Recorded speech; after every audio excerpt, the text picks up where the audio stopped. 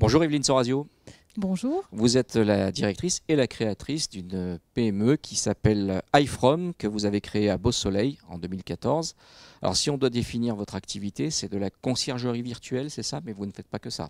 Oui, alors nous avons démarré en développant une application qui s'adresse aux hébergeurs et qui est un outil de conciergerie virtuelle.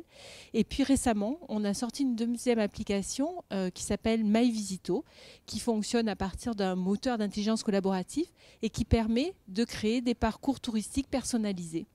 Concrètement, ça fonctionne déjà, par exemple à Nice, je crois. Alors ça fonctionne déjà sur Nice.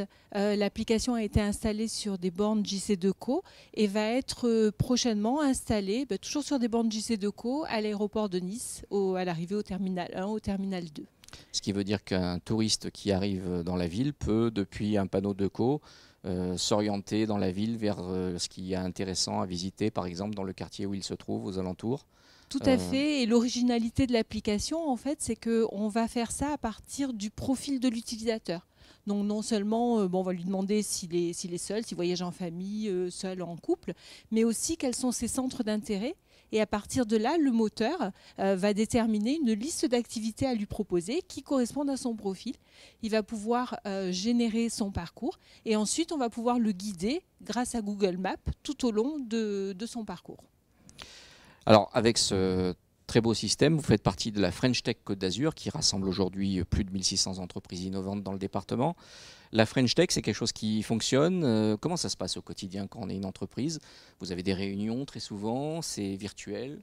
Oui, alors la French Tech, c'est des réunions, c'est une commission M-Tourisme auquel on participe, qui se réunit une fois par mois sur des thématiques diverses et qui nous permet de rencontrer énormément de monde. Donc c'est d'abord du réseau, c'est du contact, des gens qui travaillent dans le domaine du tourisme, pour mon cas, dans le domaine du numérique. Donc ça permet d'établir des liens très intéressants. Les objectifs pour cette année, Alors, développer MyVisito peut-être dans d'autres régions? oui, alors développer MyVisito dans d'autres régions. On a eu la chance d'être sélectionné pour participer à une accélération à The Bridge qui est spécialisée dans les domaines du numérique et de la culture, du tourisme, qui est sur Avignon, ce qui va nous permettre de nous étendre à d'autres régions. Rassurez-nous, vous n'allez pas déplacer l'entreprise de Beau-Soleil à Avignon? Non, pas Vous du restez tout. dans la région? On va rester sur la région, oui. Vous êtes dirigeante d'une jeune entreprise. Quelle est la priorité du moment pour vous? La priorité du moment, c'est de terminer pour l'instant cette accélération. Ça se termine cette semaine. Donc on a un rendez-vous prévu vendredi avec des investisseurs et on espère pouvoir faire une levée de fonds. Qui est un montant, si ça n'est pas indiscret, qui représente quel montant aujourd'hui une levée de fonds dans Alors, ce type d'opération? pour l'instant, nous, on va démarrer gentiment, puisque on a testé notre application uniquement sur Nice. Donc, on espère avoir 300 000 euros. D'accord.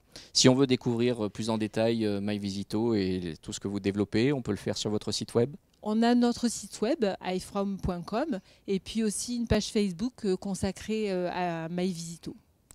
Merci Evelyne Sorazio. Merci beaucoup.